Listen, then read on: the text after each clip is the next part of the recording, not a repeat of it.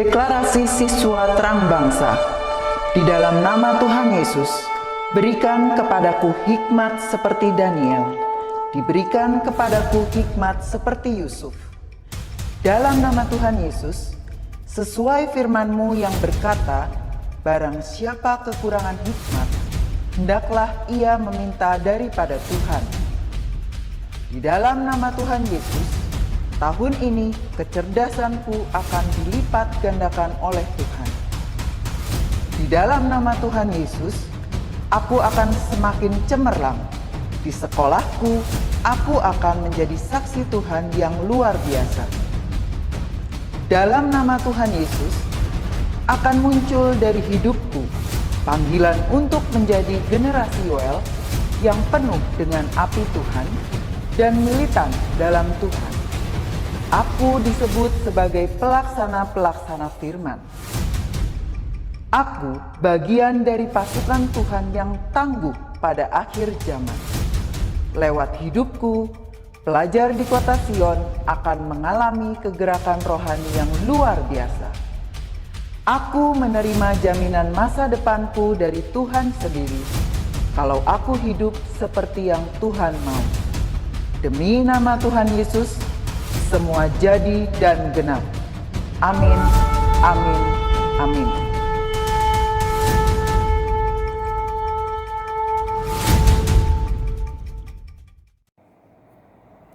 Shalom anak-anak, selamat pagi. Bagaimana kabarnya hari ini?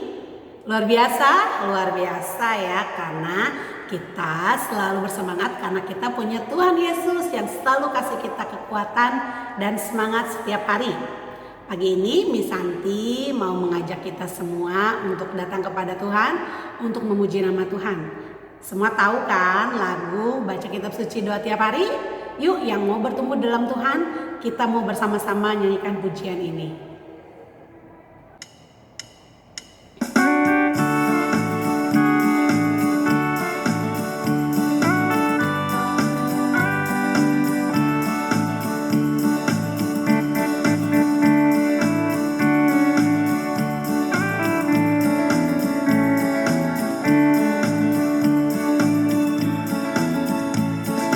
Baca kitab suci, doa tiap hari, doa tiap hari, doa tiap hari.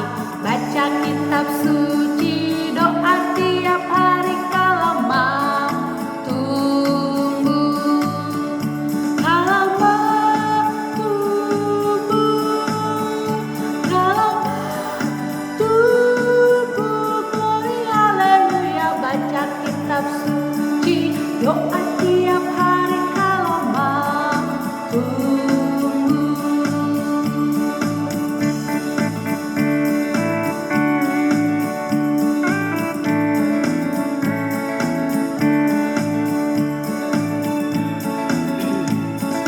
Baca kitab suci, doa tiap hari, doa tiap hari, doa tiap hari. Baca kitab suci, doa tiap hari, kalau mau tumbuh, kalau mau tumbuh, kalau mau tumbuh, glory haleluya. Baca kitab suci, doa tiap hari, kalau mau tumbuh.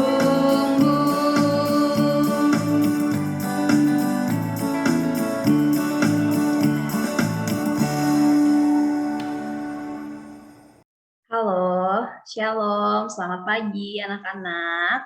Bertemu lagi dengan Miss Wita. Nah, Miss Wita akan membawakan devotion untuk pagi hari ini. Anak-anak bisa siapkan hati, lipat tangannya, Miss akan memimpin anak-anak ke dalam doa. Selamat pagi Tuhan Yesus, mengucap syukur untuk penyertaan-Mu, untuk kebaikan-Mu di dalam hidup setiap kami. Sebentar kami akan mendengarkan firman-Mu. Engkau berkati kami ya Tuhan, agar kami bisa mengerti apa yang menjadi kehendak dan juga isi hati-Mu. Terima kasih ya Tuhan, kami sudah berdoa dan ucap syukur. Haleluya, amin. Pagi hari ini Miss mau mengajarkan anak-anak tentang 4 binatang terkecil, tapi mereka ini sangat cekatan. Nah, seringkali ini kita tertarik ya sama hal-hal yang berskala besar ataupun hebat. Misalnya para tokoh dan pemimpin bangsa yang terkenal di dunia, tokoh pengusaha yang sukses, para ahli, profesor, dan lain sebagainya. Banyak orang ingin mengetahui ya rahasia di balik kesuksesan orang-orang hebat dan besar tersebut. Bagaimana dengan Alkitab yang kita miliki? Firman Tuhan justru mengajarkan supaya kita belajar dari binatang-binatang yang kelihatannya itu kecil dan lemah. Miss akan mengajak anak-anak untuk membaca kitab Amsal pasal 30 ayat 24 sampai 28. Miss akan membacakannya untuk anak-anak. Ada 4 binatang yang terkecil di bumi. Tetapi yang sangat cekatan, semut. Bangsa yang tidak kuat. Tetapi yang menyediakan makanannya di musim panas. Pelanduk, bangsa yang lemah. Tetapi yang membuat rumahnya di bukit batu. Belalang, yang tidak mempunyai raja, namun semuanya ini berbaris dengan teratur. Dan yang keempat, cicak yang dapat kau tangkap dengan tangan, tetapi yang juga ada di istana-istana raja. Semut, pelanduk, belalang, dan cicak seakan tidak memiliki kekuatan hebat, bahkan dikatakan terkecil di bumi. Namun, mereka bersama-sama menuju kepada suatu perlindungan yang kuat. 4 binatang yang terkecil di bumi tadi ada cicak, ada pelanduk, ada belalang, dan juga semut. Mereka ini terkecil di bumi tetapi sangat cekatan. Bahasa Ibrani memiliki arti bijaksana dalam pemikiran. Kemudian berhikmat dalam tutur kata, berhikmat dalam bertindak, ataupun perbuatan. Luar biasa ya anak-anak. Nah, kira-kira anak-anak sempat nggak sih ada yang berpikir, latihan apa sih yang ditempuh oleh 4 binatang kecil itu? Dan kira-kira siapa yang melatih mereka? Atau kapan sih semut belajar saling berkoordinasi dalam mencari makan? Atau kapan pelanduk mengorek-ngorek batu gunung untuk dijadikan tempat tinggal? Kapan juga belalang itu belajar berbaris? Kapan cicak diberi peraturan di mana mereka boleh tinggal? Nah, jawabannya ini harus kembali kita tanyakan kepada pencipta dunia dan segala isinya ya, yaitu Tuhan Allah kita. Walaupun 4 binatang itu tidak memiliki gambar dan teladan Allah, Allah ini telah menaruh suatu naluri kepada mereka. Terlebih, seharusnya semua itu ada pada kita manusia sebagai gambar dan teladan Allah. Miss mau membahas binatang yang pertama yaitu semut. Semut ini selalu mondar-mandir, berjalan ke sana, ke sini, baik sendirian maupun berbaris bersama-sama. Firman Tuhan mengatakan bahwa semut itu bangsa yang tidak kuat. Semut tidak pernah beristirahat, sekalipun mereka lemah. Mereka terus bekerja karena tahu mereka itu diciptakan bukan untuk makan saja, tetapi untuk menyediakan makanan untuk masa depan. Luar biasa ya. Jangan beralasan kita itu lemah, sehingga kita tidak mau bekerja, tidak mau sekolah. Raja Salomo menasehati para pemalas agar para pemalas ini belajar dari semut. Salomo berkata, "Hai pemalas, pergilah kepada semut. Perhatikanlah lakunya dan jadilah bijak. Biarpun tidak ada pemimpinnya, pengaturnya, atau penguasanya, ia menyediakan rotinya di musim panas dan mengumpulkan makanannya pada waktu panen.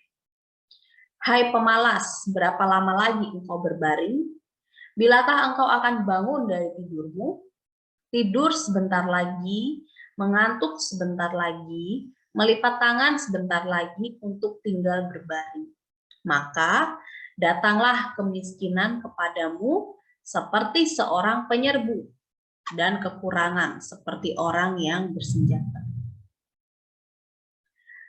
Beberapa orang ini tidak memiliki sifat seperti semut yang menyediakan makanan sebagai persiapan masa depan sehingga mereka baru mencari makanan jika mereka membutuhkannya.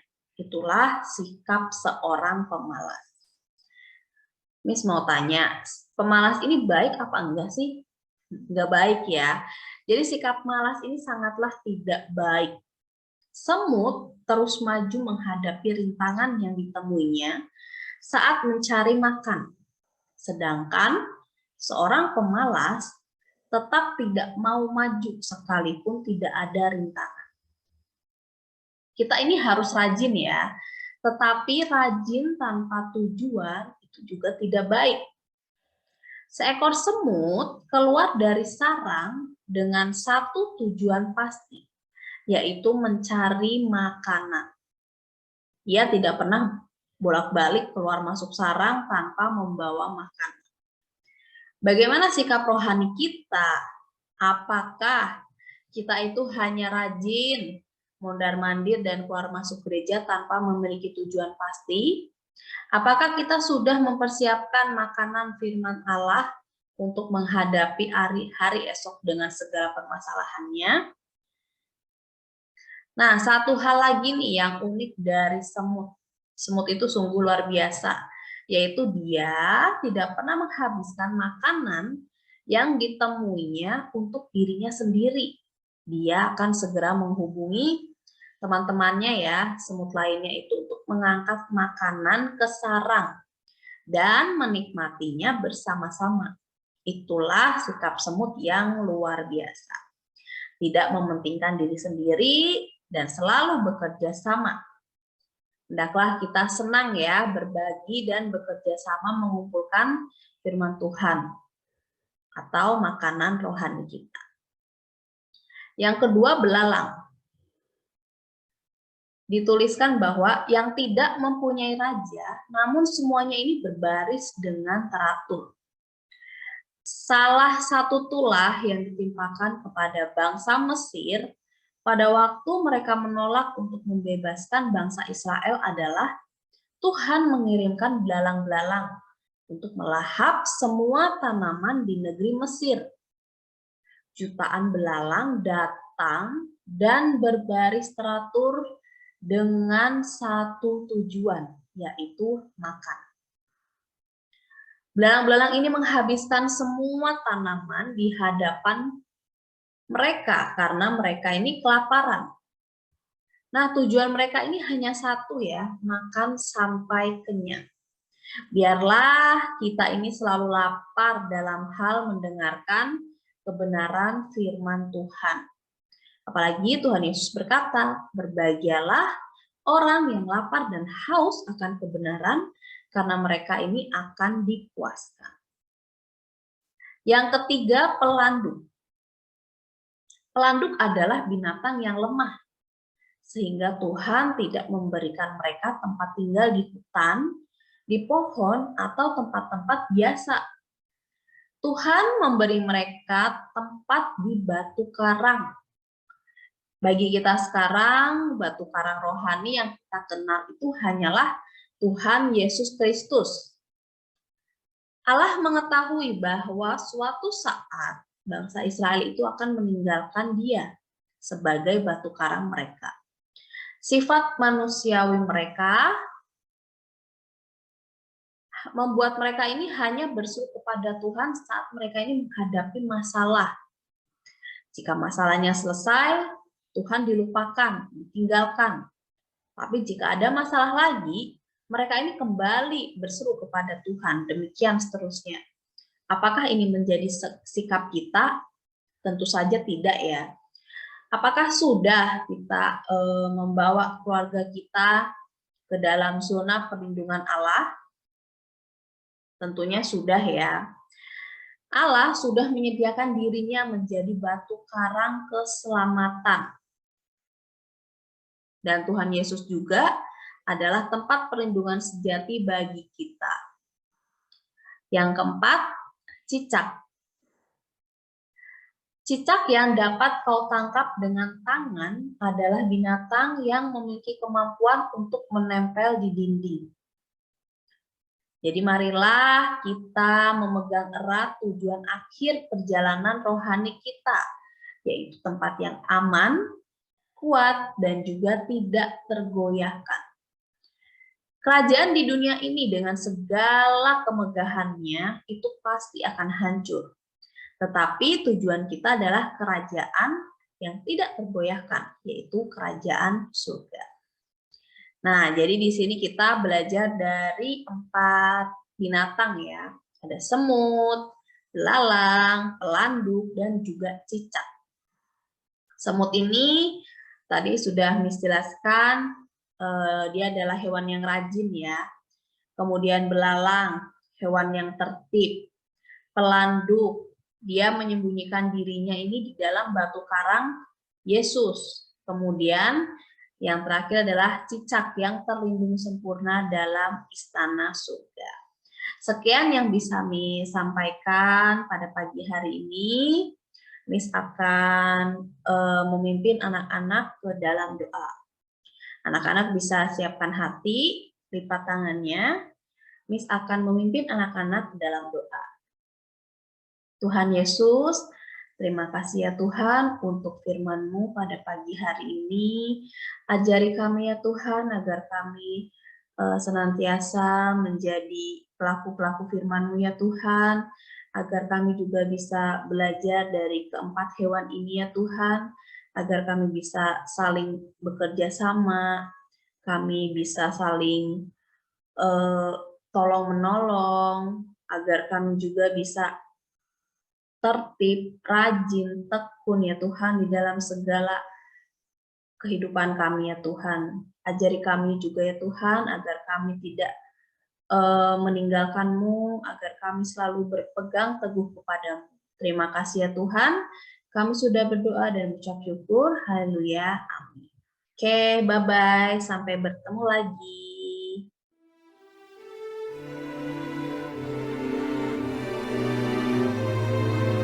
Mazmur 91 ayat 1-16. Dalam lindungan Tuhan. Orang yang duduk dalam lindungan yang maha tinggi dan bermalam dalam naungan yang maha kuasa akan berkata kepada Tuhan, tempat perlindunganku dan kubu pertahananku, Allahku yang kupercayai. Sungguh Dialah yang akan melepaskan aku dari jerat penangkap burung, dari penyakit sampar yang busuk. Dengan kepaknya, ia akan menudungi engkau. Di bawah sayapnya, engkau akan berlindung. Kesetiaannya ialah perisai dan pagar tembok.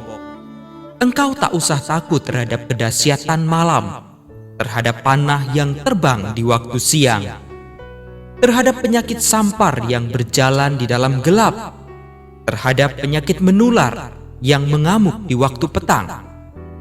Walau 1000 orang rebah di sisimu dan 10.000 di sebelah kananmu, tetapi itu tidak akan menimpamu. Engkau hanya menontonnya dengan matamu sendiri dan melihat pembalasan terhadap orang-orang fasik. Sebab Tuhan ialah tempat perlindunganmu, yang maha tinggi telah kau buat tempat perteduhanmu. Malapetaka tidak akan menimpa kamu, dan tulah tidak akan mendekat kepada kemahmu. Sebab malaikat-malaikatnya akan diperintahkannya kepadamu untuk menjaga engkau di segala jalanmu. Mereka akan menatang engkau di atas tangannya, supaya kakimu jangan terantuk kepada batu. singa dan ular tedung akan kau langkahi. Engkau akan menginjak anak singa dan ular naga. Sungguh, hatinya melekat kepadaku, maka aku akan meluputkannya. Aku akan membentenginya, sebab ia mengenal namaku. Bila ia berseru kepadaku, aku akan menjawab. Aku akan menyertai dia dalam kesesakan. Aku akan meluputkannya dan memuliakannya. Dengan panjang umur akan kukenyangkan dia, dan akan kuperlihatkan kepadanya keselamatan daripadaku. Amin.